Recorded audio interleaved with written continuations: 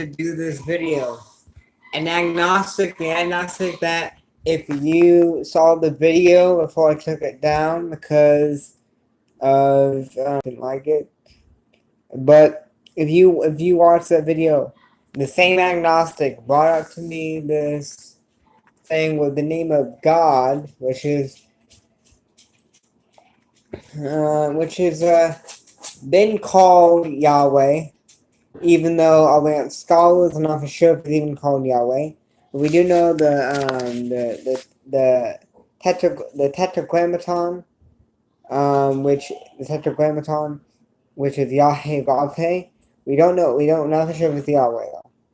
So let's consider that. I'm gonna give you the same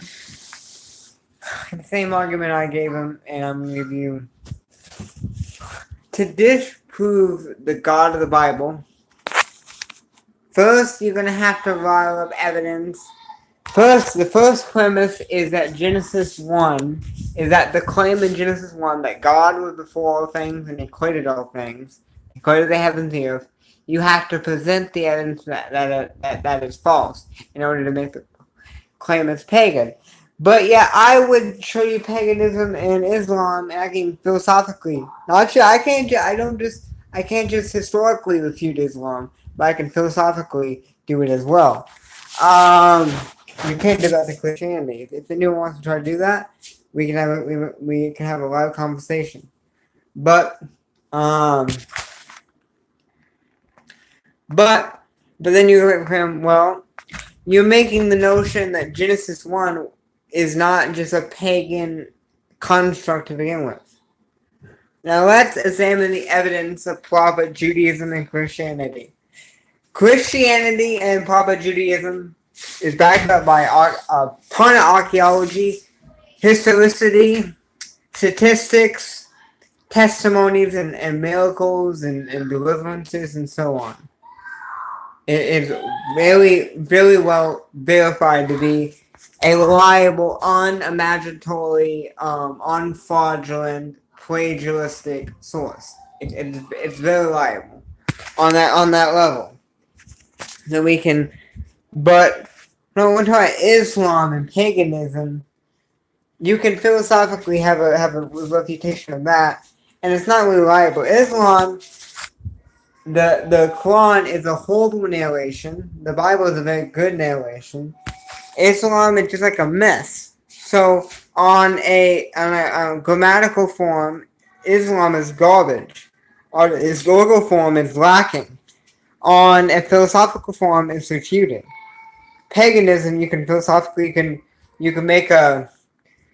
I can make an argument on. I made an argument philosophically against paganism and polytheism. So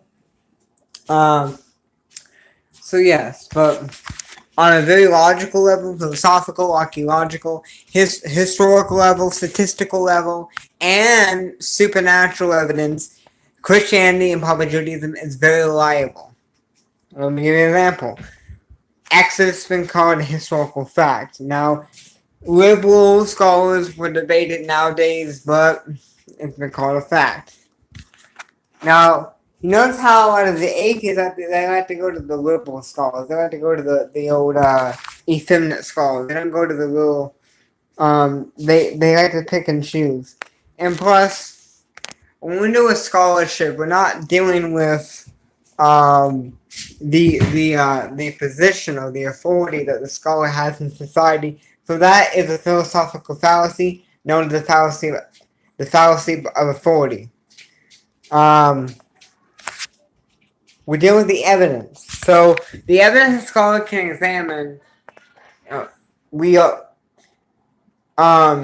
name of God can be debated on what it actually is. Now, I mean, I heard about, but basically, Dr. Michael Brown did a good presentation on it. But he said scholars are unsure within myself that the name of God is in Yahweh. Could be Yah. It could be we don't. I haven't looked into it on my own forward. But What is a philosophical? I mean, this topic was to cover that. No, on a multiple basis, Christianity is not a pagan or satanic or cultic fraud like all the rest. Using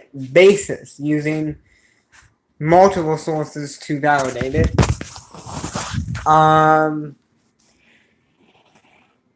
So, but they say, well, they did astrology and New Testament following the stars. Simply following the stars is not astrology.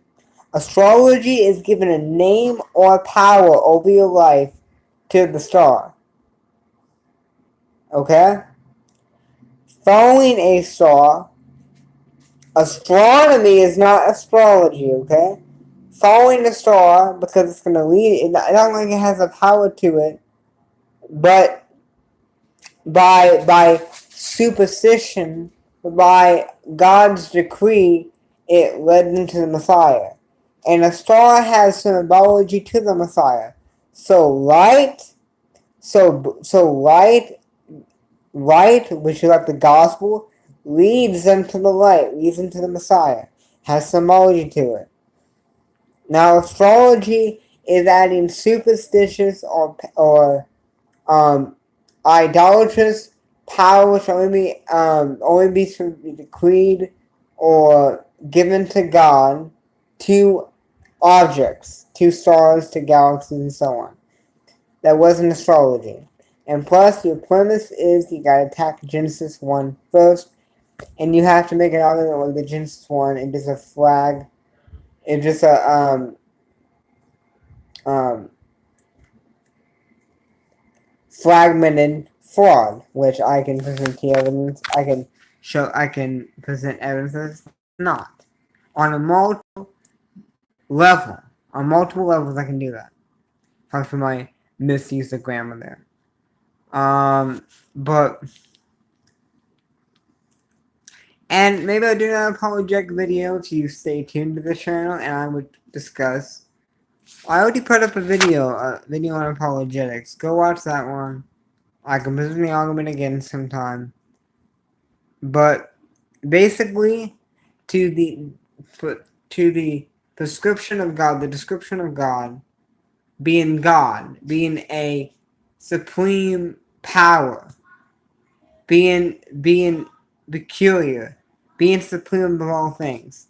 Pagan gods are lesser beings, and they don't subscribe to the prescription of that title, but they are more like beings that are prone and narrowed down to go to yield to the lesser feelings and desires of men. Most likely the argument beings that are made up or given power by or just a power that people can put their desires and their emotions and their wants to, and they can call it a god. God, by his majesty, is much higher than that in a philosophical level. So polytheism logically is only one God because he's the supreme being, and the pagan beings are not supreme. They are just a bunch of wood and stone and bunch of desires of men. Of course, we know the demonic on our side, but desires of men prescribed to a higher being, which is a lesser being, given power so they can worship their own desires. Oh my God, he doesn't fit your own desires, but he says deny yourself and so on. It's not true. Logically, there only be one God, logically there only be one God that would disqualify polytheism and pantheism and bunch of superstitious garbage. Now, so I can expand more on it sometime. But guys, be blessed. I love you guys in the name of Jesus Christ. Bye.